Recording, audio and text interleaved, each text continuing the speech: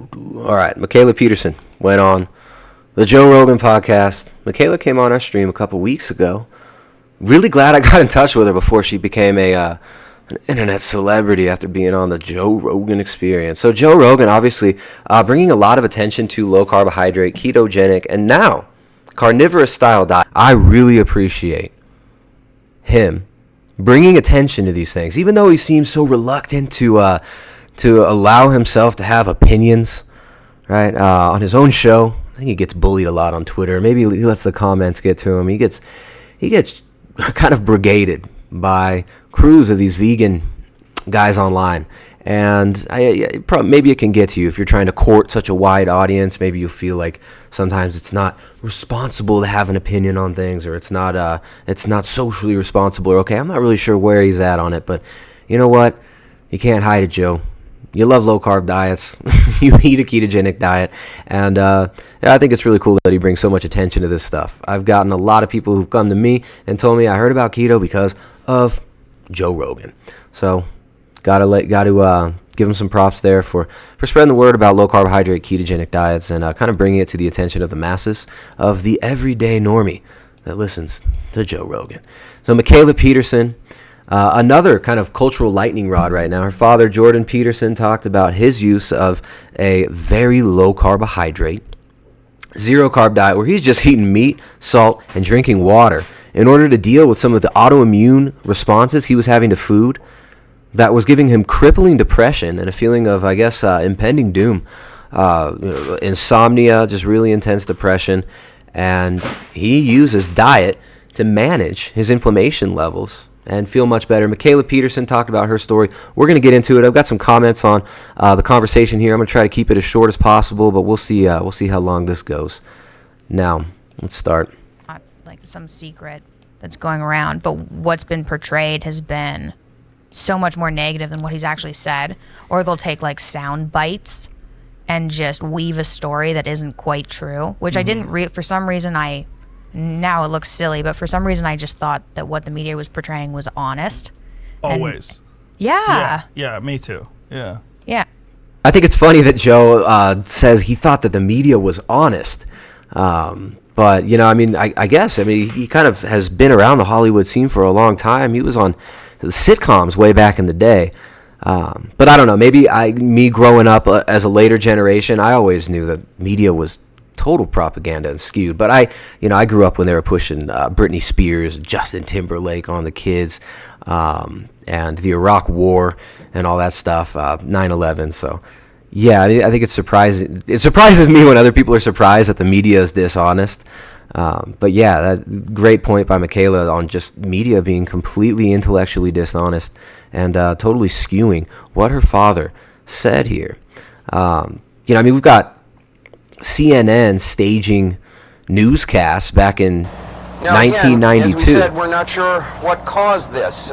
It could possibly. So there's this guy on a sound stage. I'm gonna go get my hamburger and my coffee.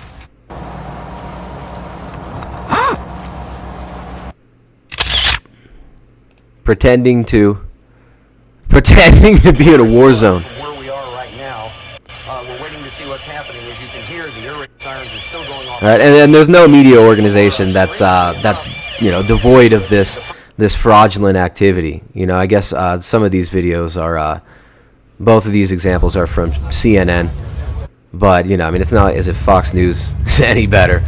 Rupert Murdoch actually owns Vice, a big piece of Vice, by the way. I think that's really interesting.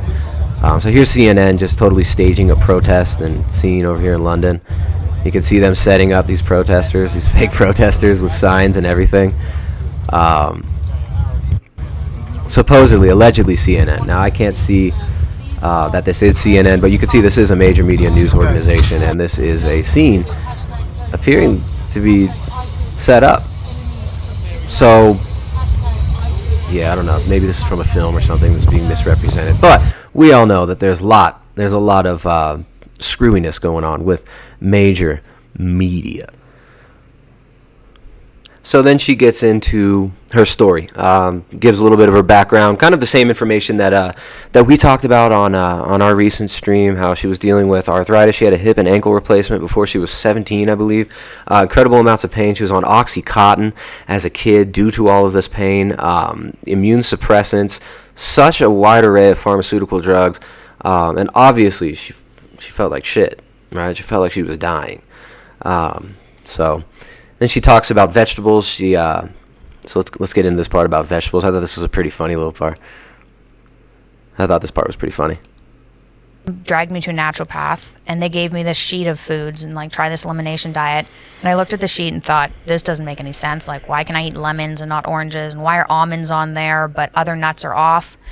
So I thought, okay, if I'm going to do an elimination diet, which I didn't believe in at all, I'll cut down to what I considered safe foods, and I had no idea what I was doing. So I just thought, okay, vegetables are pretty safe. I'll get rid of nightshades because people talk about them being bad. Nightshades. What is nightshades? Nightshades like tomatoes, eggplant, those kind of foods. For some reason, I just knew that I've they never were. heard them referred to as nightshades. I feel like literally everybody has heard them referred to as nightshades. No. Have you heard them? I've heard the term, but not. I couldn't tell you what it was. I wouldn't have been able to say it was tomatoes and eggplants, I don't think. Maybe it's just Canada. I don't Is think it a it's Canadian Canada. thing? I don't think so. No? All right, so yeah, nightshades.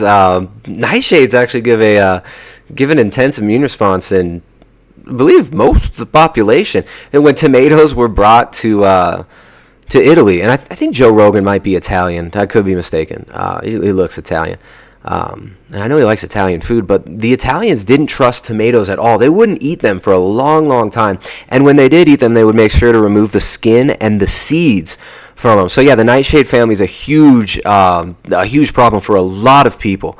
And a major source of inflammatory response in the body. I'm of the opinion that most people should avoid these foods. I try not to give nightshades to my kids. Although my daughter really likes bell peppers and she sometimes eats them. So yeah, Mikhaila thought it was amusing that Joe hadn't heard of nightshades.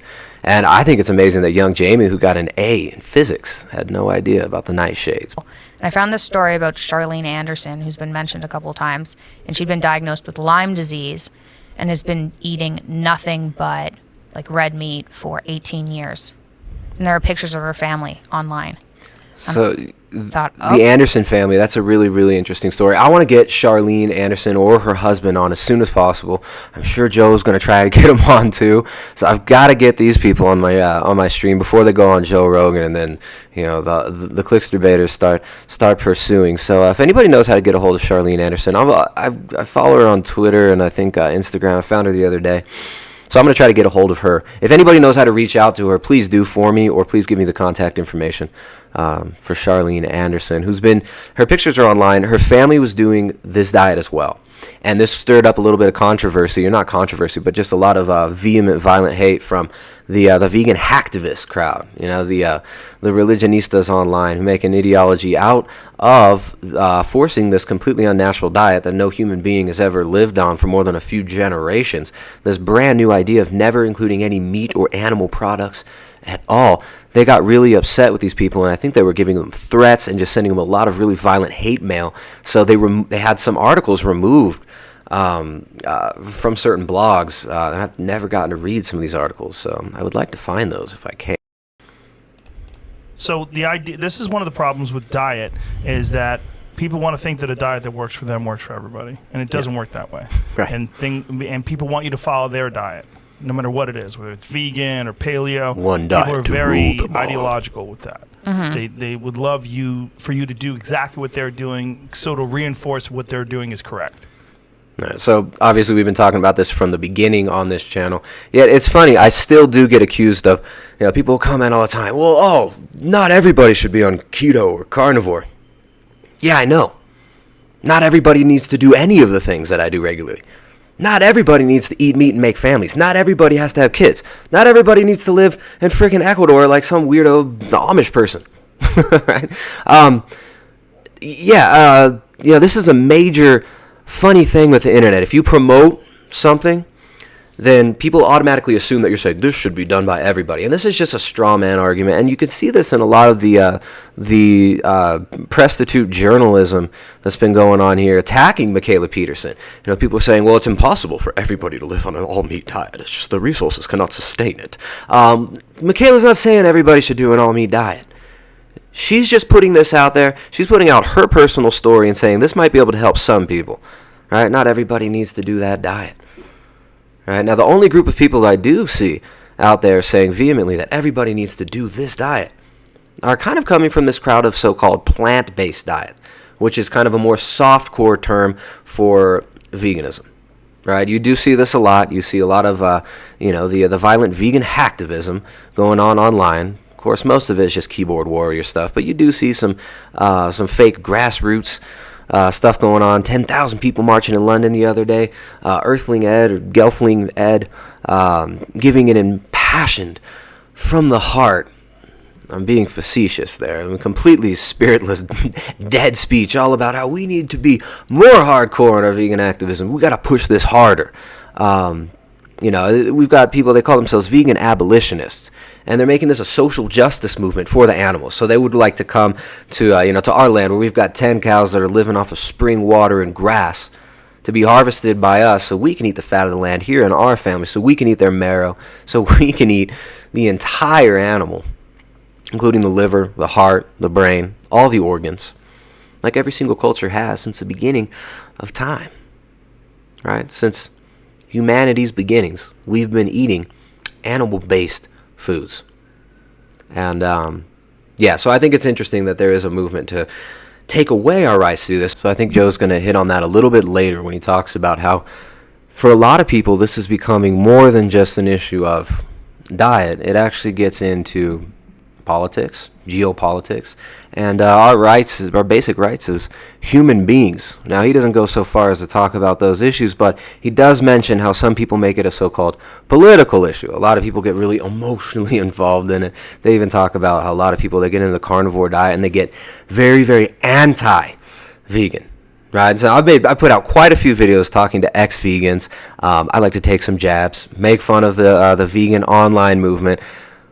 I wouldn't consider myself against vegans, though, right? It's the ism. If you want to eat a vegan diet, that's fine. But if you're going to try and push this ism, this vegan abolitionism on other people, that's where it becomes a major issue. And it is a political issue. It is an issue with with society. And there's a lot of social engineering going into this, and huge NGOs and massive corporations like Cargill, Bayer, Monsanto, and Tyson Foods are investing heavily into pushing this stuff, into pushing stuff like Memphis Meats. You got billionaire so-called philanthropists that are pushing for a meatless future. And he's going to make that point a little bit later, I think, and we'll bring it back around then. But here they start talking a little bit about diet versus exercise as modalities for getting healthy. And Joe's very vehement on exercise being a major part of it, and people kind of being lazy and not really wanting to just get on it and force themselves to do it. So let's hear them out here. Force themselves. That's a learned That's a learned skill. It's that kind of discipline and focus. You have to have like real rigid requirements of yourself where you don't allow yourself to back out of things and you don't allow yourself to slack off. And I don't think people put those kind of requirements on themselves as if it's it is a daily. Skip around here a little bit. It goes for a while. Way too many people who are weak mentally. Better. Diet is most certainly a part of that, but there's also a discipline aspect, and these things are not mutually exclusive. All right. So I guess what he's saying there, I think he's talking about in regards to exercise. Now, I got to take Mikhaila's side on this. I think she did a really good job. She was real classy about it. She didn't want to clash with him. She's basically at Joe's house. And she heard him out for a long time and kind of nodded her head and then said, I politely disagree. And whereas I've got to take Mikhaila's side on this. If somebody's intensely insulin resistant, right, if they're having massive blood sugar spikes and crashes throughout the day, like her father obviously was when he was eating this whole grain diet, when he was feeling really depressed, he just wasn't able to get himself to move and exercise. And it wasn't so much a willpower thing as it was his immune system was trashed. His body was attacking himself. He wasn't sleeping. If you force yourself to exercise when you're getting an average of 2 hours of sleep a night, you're burning the candle at both ends, right? If you've got an autoimmune condition, massive hypothyroid, if you're dealing with major immune issues, forcing exercise can make this even worse. All right, so for some people, forcing exercise can be detrimental to health. So I definitely think that diet is a major component of healing that insulin resistance. Obviously, getting out of that insulin resistant state, burning off some of that visceral fat tissue, stabilizing blood glucose levels, getting low insulin levels. And I think for a lot of people, that's a better first step than just forcing yourself to exercise. So let's move on here. Together. They're all together. And they work symbiotically. The way you drag yourself through an exercise routine, you can. Well, you most certainly can. You most certainly can. You don't have to do a lot. You just have to do something. But you have to do something. Things that I noticed in a big way is when I cut sugar out of my diet. If I have sugar now, like if I go crazy and have an ice cream sundae, I hit a fucking wall so hard where I can't even get up. Yeah. I have to sit down on the couch. I'm like, it takes like an hour or two for it to get out of my system. So for like an hour, I just sit there and I'm like, oh, God, I feel like shit. And then 2 hours later, I'm like, okay, it's done. It's passed. That's it. It's 2 hours. Yeah, about 2 hours. It's like 24 days for me. Yeah. So I think Joe kind of illustrates her point, and this is a few minutes later in the podcast, but he really kind of saliently illustrates her point and almost refutes himself from earlier, right? So it's like, imagine, Joe, you're feeling like that all day, right? You got intense insulin resistance, you're eating whole grains, a whole foods plant-based diet, like people like Dr. Greger, right? The vegan Ubermensch, the hero of the vegan movement, the Dalai Greger, and Dr. Joe Kahn. Like the diets that these guys recommend can be really detrimental to people. And they feel like that all day long. Even put aside the so-called healthy plant-based diets and just consider the standard American diet, right? People eating Burger King, people eating donuts, right? High carb with high fat, cereals, bagels for breakfast, getting crashes all day long. You feel like that after one meal on sugar. There's people who are living like that. Right. I was kind of at a standstill. Right, but when you said that you don't trust blood work, and then... Well, I did get it done. Right. Mostly for the blog so that everybody could see I wasn't dying. I can pull it up. Okay. That was one of the issues with Shaun Baker. Shaun got his blood work done, and one of the things that people noticed is that there's quite a few issues there. And one of them was very, very low testosterone, which is crazy because he's a gorilla. Yeah, he's huge. 6'5", 250-pound dude. So it's like, well, he doesn't look deficient in testosterone. Like, what the hell's going on here? Yeah, I don't. All right, so Shaun Baker, you got to give the guy props. He shared his blood work with people. How many of these guys that are criticizing Shaun Baker are actually sharing their blood work? So Shaun Baker's testosterone was low. His kind of apologist angle on it, Dr. Shaun Baker's, was the day before that he was doing intense, max effort deadlifting and I think squatting. Other things that the people like to pick out about Shaun Baker's blood work is his high fasting blood glucose, which was much higher than mine is. My fasting blood glucose usually 70 to 85. And I've shared this many times on my channel. The last time I took my fasting blood glucose was last week. I don't do it all the time, but it was 70 last time I took it. The last time I filmed it and did blood work, it was 83. My testosterone was like 870 or something like that, 870. Mostly carnivorous for like the last year and a half. And all my blood work was fine. My hemoglobin A1C was, I think, like 4.8 last time I took it, or 4.5. I forget. I think 4.8. Really low. And also, I got a carotid artery exam, and it was perfectly clean. So people like to cherry pick the negative blood work. And, of course, mine's anecdotal as well, right? And people will say, oh, well, you ate some chocolate that month. Or you haven't been pure just meat. You eat this food or that food, so it doesn't count. But you know what? I don't see any of these vegans responding to my blood work, except a few guys saying, your cholesterol is off the charts. Your cholesterol is off the charts. When, this is obviously, to get into the cholesterol debate, that's a whole nother story, which we've talked about many times on this channel. I'm not going to get into right now, but cholesterol being high, LDL cholesterol being high with low triglycerides, high HDL, low inflammation and very low fasting insulin and low blood glucose, don't find it an issue, and it doesn't worry me. But hey, it's up for you to decide. Do your own research. So she talks about all of her vitamin levels, which were all good. And I think the only thing, she said her zinc was a little low and her vitamin D was a little low, which, she's from Canada. She's a real pale girl. Vitamin D levels being low, maybe not so surprising. And she said she always had low zinc levels. On the low carb diet. Right. And my naturopath said maybe you have a microbiome problem, whatever that means. Whenever someone says my naturopath said, I just go, oh. Yeah. Okay, what else they I was say? like, you need a crystal in your pocket. Yeah. Keep a crystal with you at all times. Oh, come on. All right. So bashing naturopaths, I have no attachment to naturopaths. I'm not a naturopath. I do know some naturopaths who seem like very knowledgeable individuals. And, to take seriously the American Medical Association, the FDA, right, medical doctors, graduates of the corporate university system, right, Harvard, this legitimate organization, to elevate these people, and then bash naturopaths. I think that's a little bit, that's kind of lame. But I don't know. Maybe it's just he thinks it's a funny joke, making fun of naturopaths.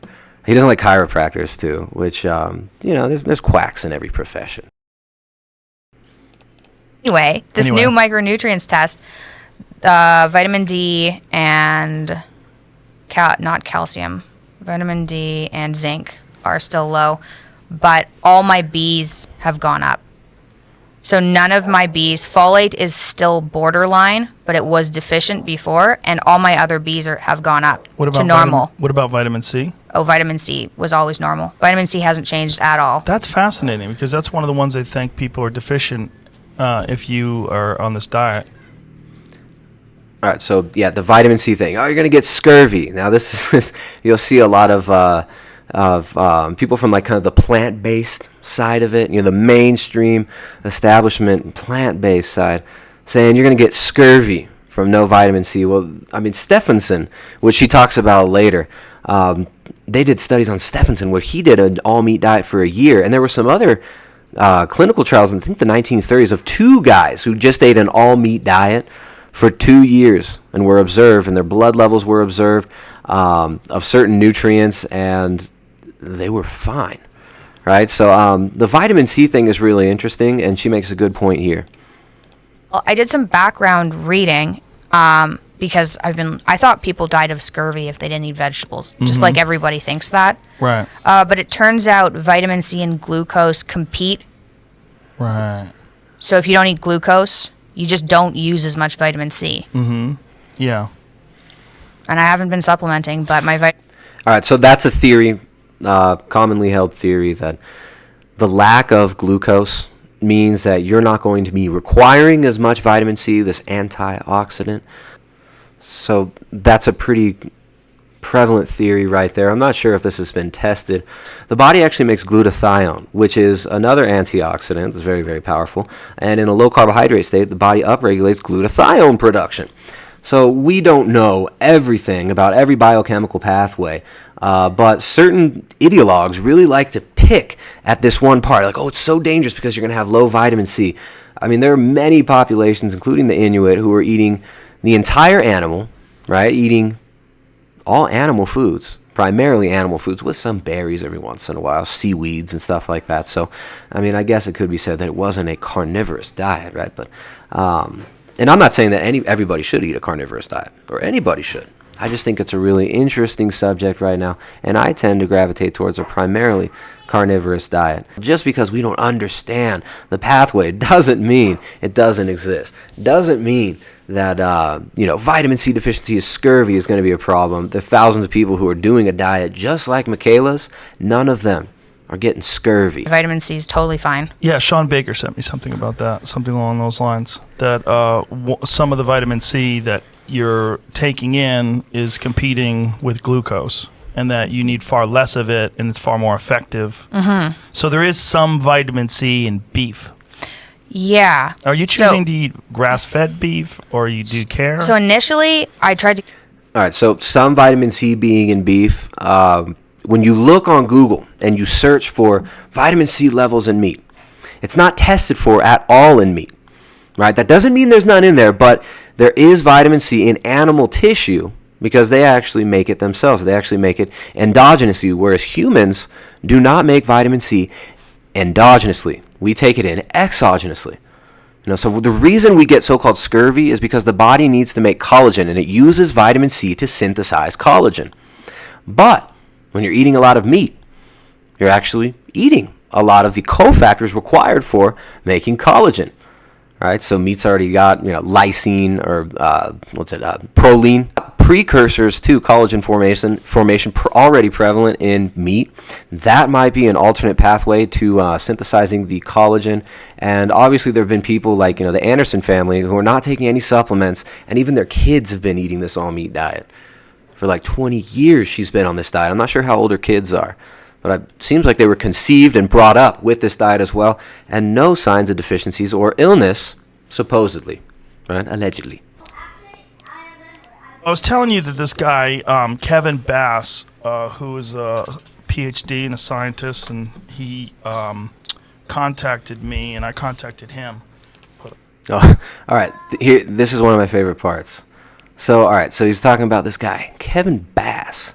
Now, Kevin Bass, he's not a PhD. He's a PhD student. So he's a prospective PhD. So he's on his way to getting his credibility, to finishing the long, arduous path of a PhD, going into an incredible amount of debt, both financially, psychically as well, man. I mean, imagine being so ideologically wrapped up in a plant-based diet, right? He calls himself let's see. He's fourth-year PhD student in cellular bioenergetics and aging. Whole food, plant-based, keto self-experimentalist. So whole foods, plant-based proponent, vegan guy.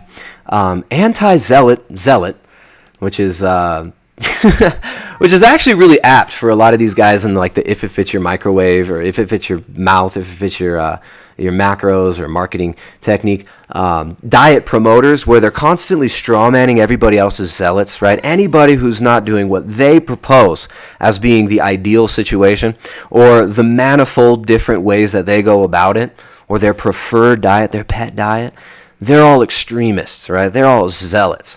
So if you help people to do a low carbohydrate, or even like a zero carb diet like Mikhaila's talking about, then you're a zealot. Right? So these people are zealously against what they call zealots, which is it's such a straw man, right? So, you should eat a balanced diet. Well, who defines what balance is, right? A lot of these people, they talk about a balanced diet.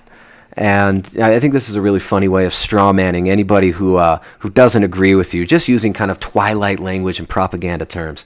But yeah, Kevin Bass, he's getting his credibility soon, and he's leveraging that. He did this long, funny thread on Twitter where he basically spammed Joe Rogan, and he made like a 40-post long thing full of screenshots showing all of Joe's biases. So he made this whole chart of all the pro low carb or pro meat, non-vegan people who came on Joe's show. It was really creepy. In fact, like if somebody did this about my show, Joe, maybe Joe's just a really nice guy, or he's just letting the trolls get to him. But this guy went through and spent all day on August 19th just going at it. And so yeah, Joe was responding to him. Joe seemed a little bit bothered. He was a little bit bothered by this, and he ended up giving in. Joe ended up giving in, and I'm not sure if he invited this guy to be on the podcast or what, but he gave in to the brigade, the plant-based brigade, and even talked about this guy on his show. So shouting out Kevin Bass. So if anybody wants to get on the Joe Rogan podcast, spam the shit out of him with all your buddies and your ideological cohorts, and Joe might just shout you out. But I thought that was really, really funny that he actually responded to this guy. And I guess really kind of nice of Joe. So let's see what Joe says. What Kevin Bass says. And we went back and forth about this online. And so he sent me a bunch of stuff, what he thinks. And one of them is nutrient deficiency. And that immunosuppression from nutrient deficiency, and that in the idea is that maybe in having less nutrients and having less your dietary immunosuppression via deficiency might be helping you. And he said basically crazier things have happened, and that you... All right, so this guy, he used some big words. He hypnotized Joe with his medical terminology. Right? PhD student, throwing out those big words. Dietary nutrient deficiency, making her immune deficient. And that's why. It's not really helping her. She's just immune deficient now. Which, it kind of seems to me like this guy's, he's reaching. Right? He's reaching. He also put up, if you go to his, he also put up this Twitter post about Red Pill Vegan, made a great video about my analysis of Joe Rogan's nutrition guests and Joe's response. So Red Pill Vegan, which is just so funny to me, he calls himself Red Pill, but promotes a vegan diet, the same diet promoted by all these global NGOs, these huge corporations like Monsanto, Cargill, Tyson Foods Tyson Foods being the biggest investor in the Beyond Burger. All of these huge NGOs and these big investment firms, these global investment firms, Silicon Valley investment firms, investing in lab-grown meat. He calls himself Red Pill Vegan, but he promotes all that stuff. I think it's awesome. I feel like I'm one step away from being on the Joe Rogan podcast. Look at them. They're even recommending my own videos on the right-hand side there. But Red Pill Vegan made a video about me. Is keto safe for kids? And he cherry picks parts of my video, which we never said to do a ketogenic diet for kids, but we show our kids eating meat, right? Because people are afraid to feed their kids meat. The most nutrient-dense parts of the animal. Our daughter, when she was a year old, started getting massive dental caries. And that's what kind of threw us on this path to considering a very high-fat diet and improving our nutrition and giving our kids foods like heart and liver. One of their vlogs. Honestly, I don't know or care enough about what they're doing to characterize the diet they are feeding their toddler, whether it's low-carb, nutritional ketosis, or cyclical ketosis, or a primal paleo ancestral fatty meat variation, or whatever. But you can see what I saw for yourself. I'm glad we as human beings have free will, so we can learn from the mistakes of other people. So it shows us feeding our kid meat. The benefits and of a heavy ketogenic cream, diet for reducing right? seizures. I did some heavy fermented cream and meat. And he starts, talking about, your kids are going to have diseases. With epilepsy. He shows a picture of like Homer Simpson giving his kid, or smoking smoking a stick of butter, because it's just like having cigarettes. But this guy, he says he doesn't know what we do, but he's actually made other videos about us, which I think is really funny. So he's got one video, two videos, at least two videos about us. In this video, he talks about when I talk about our former vegan diet, which actually gave us the nutrient deficiencies that led to the dental caries that our daughter experienced, which stopped once we started giving her high-fat foods like butter, right? Like liver, like fatty cuts of meat, bone broth, bone marrow. This is what stopped the nutrient deficiencies and allowed our daughter's teeth to harden up.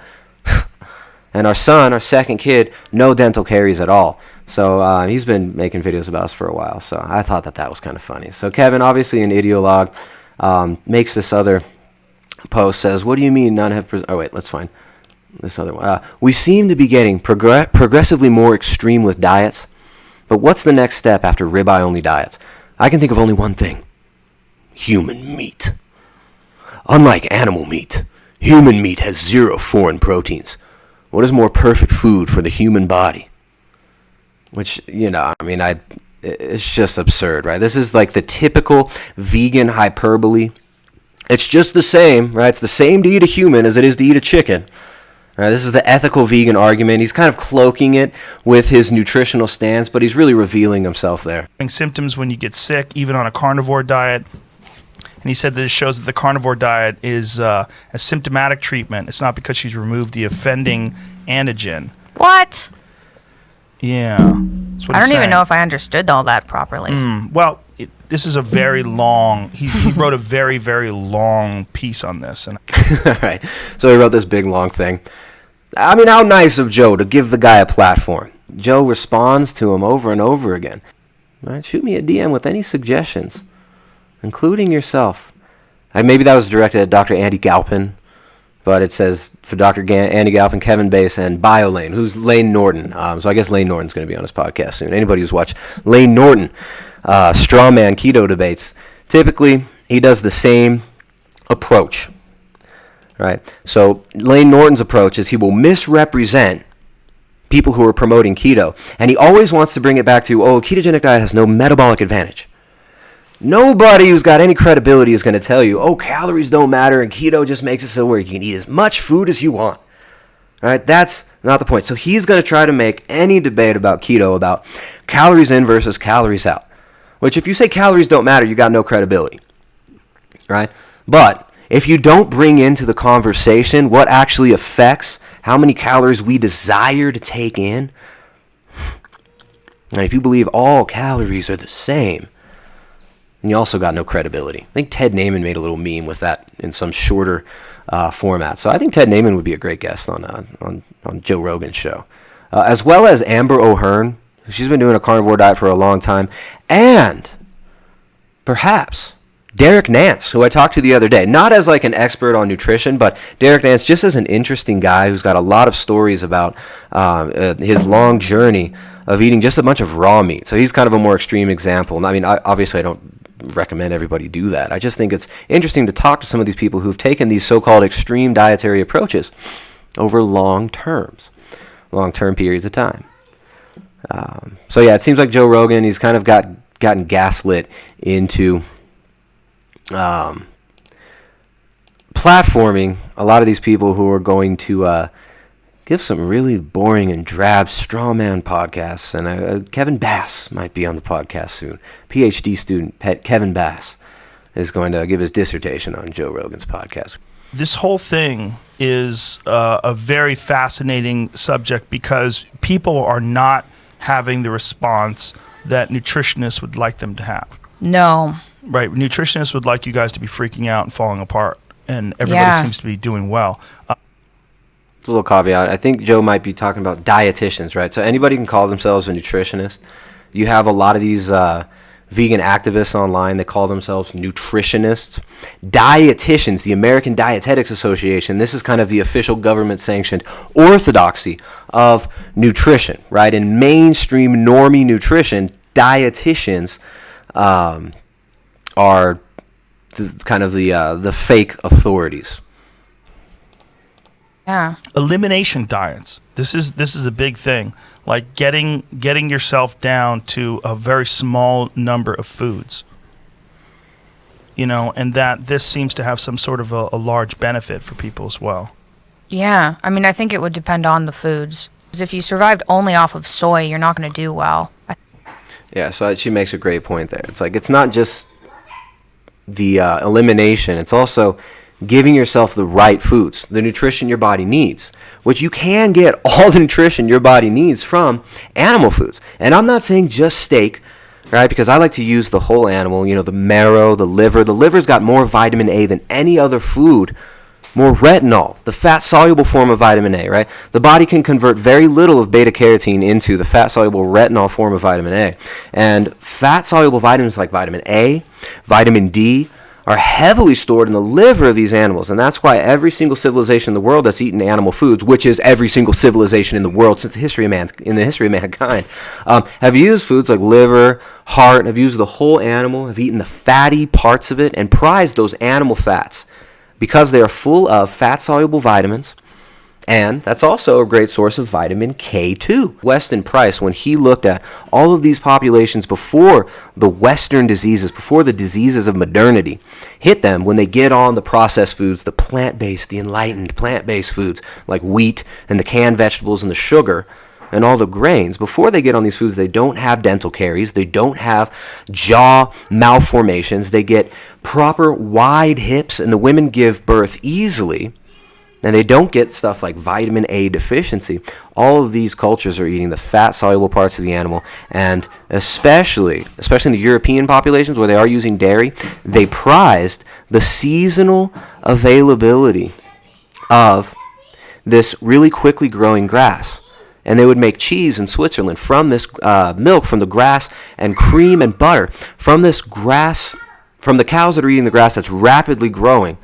And he postulated that darker, deeper color that you would see in the butter, and he would like extract butter oil from that and give it to kids and see massive improvements in dental caries and behavior and intelligence as well. He postulated that the seasonality of these foods and the high prevalence of these vitamins is going to be due to nutrition of the animals and the nutrition available in the soil. So soil fertility being very intimately linked in with human fertility. So I think those are some important points to remember as well. It's not just about eliminating a bunch of foods. Let's move on. One of the more interesting things is how people, they always want to attach all these other things to it, the environmental concerns and the concern for, you know, the health and welfare of these animals, and that you're supporting factory farming and all these. It gets very ideological. Oh yeah, super fast. Real quick, right? But it's not what we're talking about. No, I'm concerned about other people who are suffering as much as I was suffering. Yeah. That's it. So Mikhaila Peterson is an exposed speciesist. No, but Joe's making a great point there. It becomes ideological, right? People start to pull in these other aspects of the cultural zeitgeist, kind of the spirit of the age, the whole green movement, right? It's the green movement, which we've been breaking down in our Eat, Meat, Make Family streams, which was all funded by big NGOs and massive corporations like Cargill, who kind of strong-armed through government and world governmental organizations and the World Bank and the IMF, strong-armed their way into this global agriculture system, big agribusiness, replacing local agriculture. And we've talked about many times how this vegan movement, the plant-based food movement, the movement for the abolition of your ability to feed your own family. For my family to be able to feed ourselves off of our own land, where we've got 10 cows and we could have probably 20. If we moved some water around on the land, we could probably have 20 cows on the small piece of land that we've got and feed many families with just this small piece of land that we're blessed enough to own. Our ability to do this is being directly attacked by a lot of these organizations who are pushing for the abolition of animal products and using language like sustainability, talking about global boogeymans like overpopulation, saying that cow farts are making the earth hot and apparently heating up the sun as well and all the other planets in the solar system, and that your kids' exhalations should be taxed. They're using these political movements and attaching their ideology to this. And obviously, I'm not arguing that these people understand that they're doing this, right? Mikhaila Peterson later on talks about people who are ideologically possessed. And I think that's an interesting way of putting it. These are people that are ideologically possessed. But the greater movement, kind of the ideological possession of our culture, that's been able to do this because people don't have a coherent worldview anymore, right? People are given television. People are given celebrities. People are given false authorities and fake idols to worship, and they have no conception of what is real and true. In fact, most people don't even believe that there is objective truth. Right? That's kind of the modern cultural opinion. This nihilism, this global nihilist system, it's all based on might makes right. Social Darwinism, you're going to be a god. Right? We're all going to evolve to be the Ubermensch. Transhumanism, all of these little threads kind of come together in this bigger cultural tapestry that hijacks people's basic human desires to have a belief system, to be a part of something bigger than themselves, to be a part of communities where people's communities are broken up, people's families are broken up. The Western father is gone from the home. The mother goes to work too. Right? The women are fighting the men for jobs. People don't think that it's okay or even cool to have children. Everyone wants to be selfish. Right? It's such a lame thing to have kids, to have a family. And that's why we're all about eat, meat, make families. Right? We're about solutions here. And we do believe in objective truth. There is objective truth. It's not just all relative. It's not just what the experts say.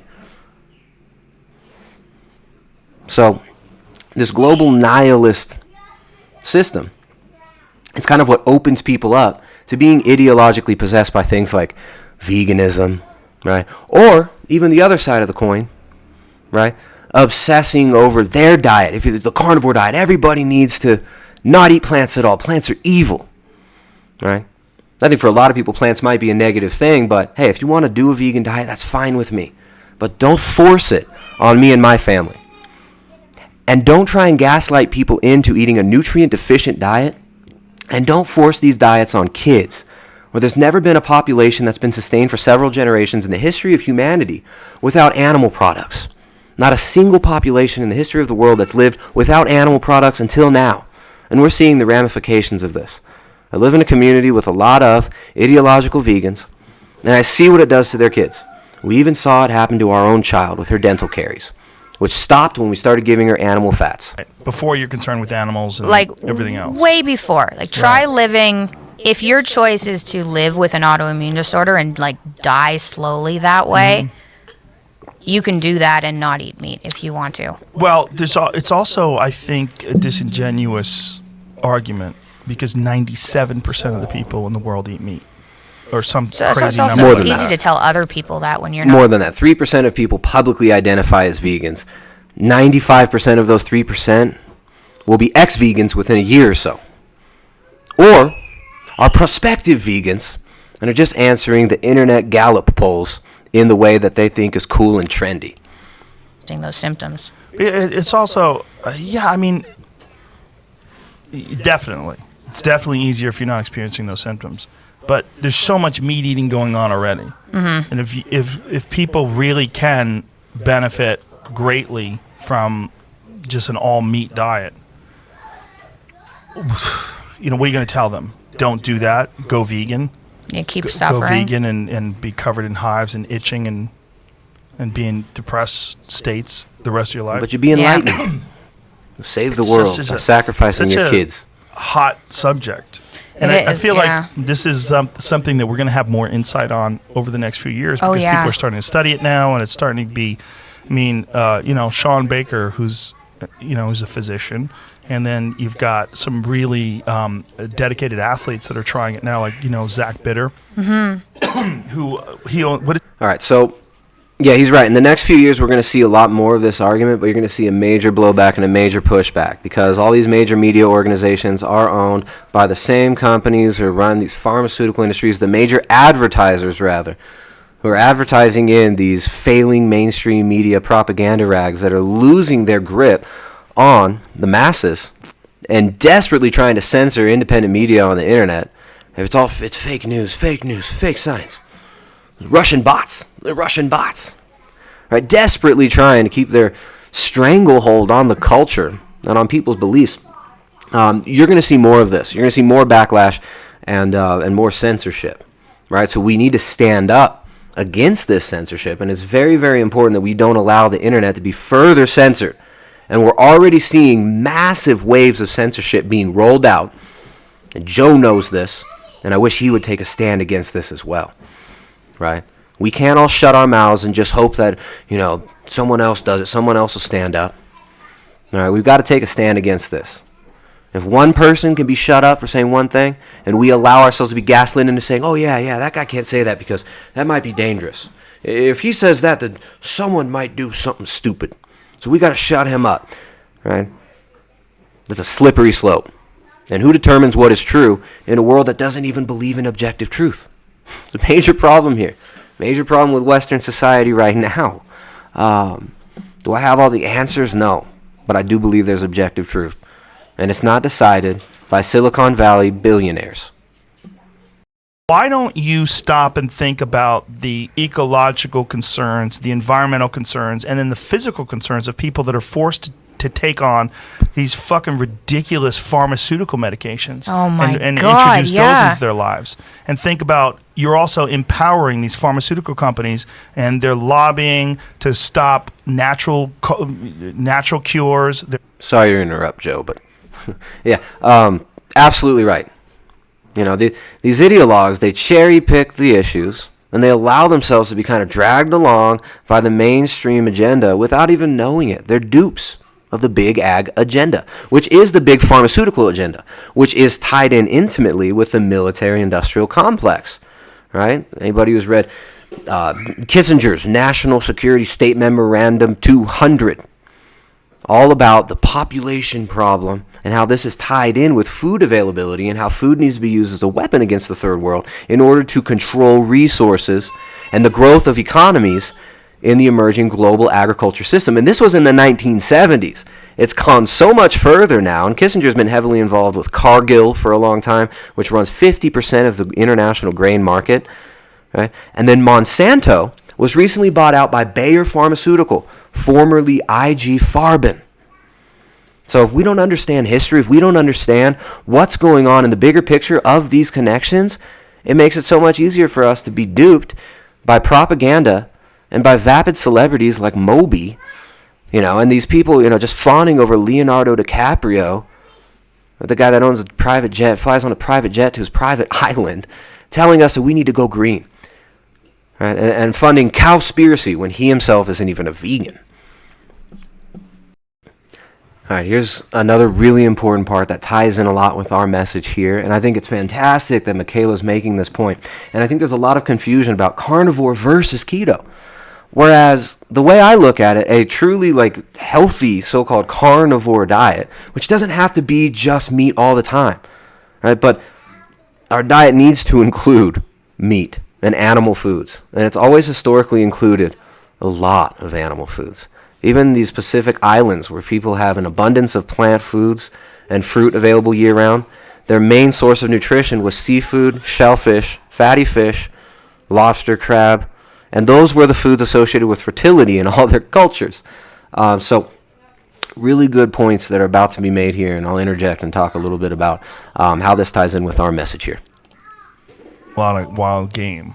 I'm not getting as much fat.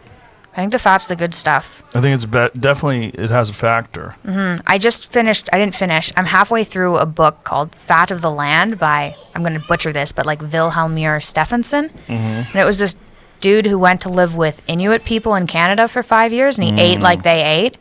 And it's amazing, historically, it shows how they dressed and how they lived and what parts of the animal they ate.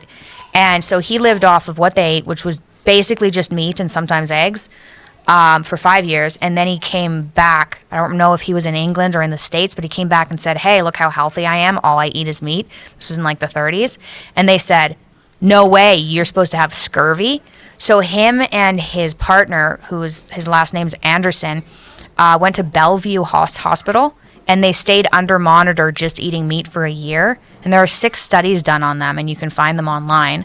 And they monitored vitamin levels.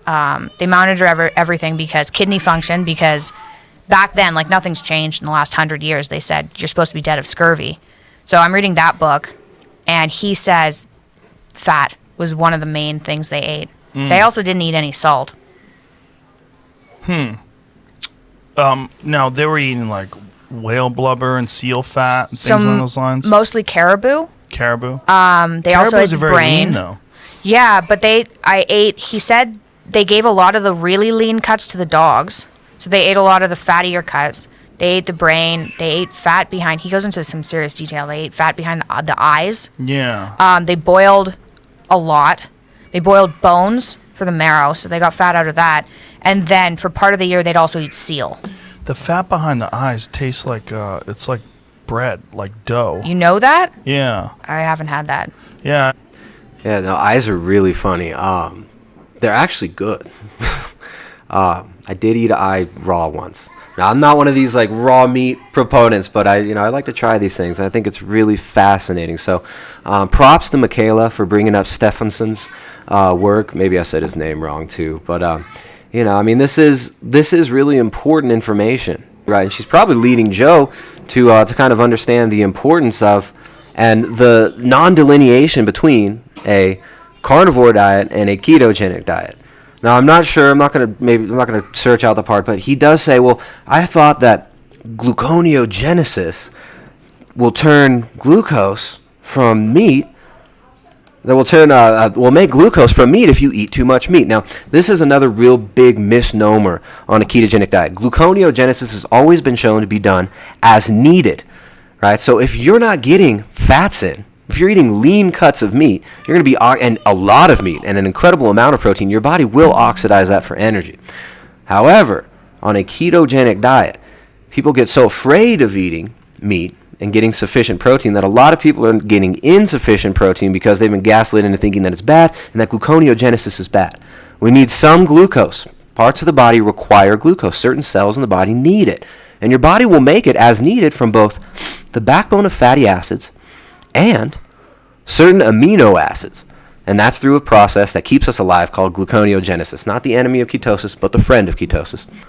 If you look at anybody who's doing a carnivore diet, they read their ketones, most of them are going to be getting very high blood ketones.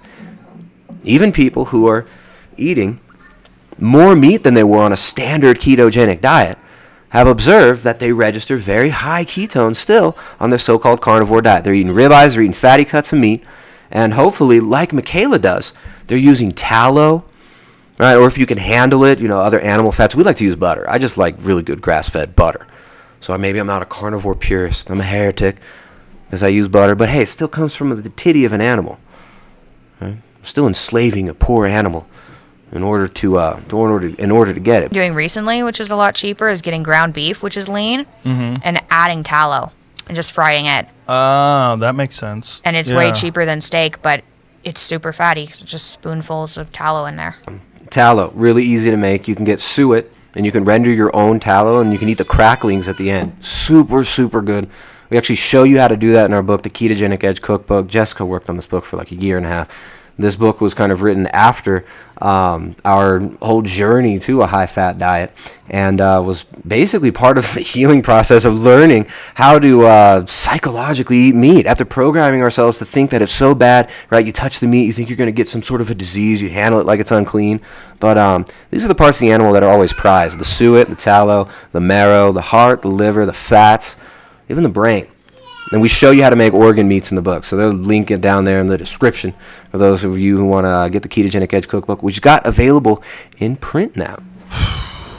The whole thing is a really interesting conversation because there's so much going on with it. It's not an objective conversation for the most part.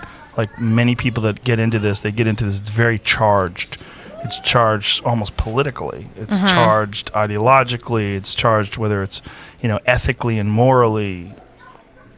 Yeah, so he makes a really good point there. It is charged politically, right?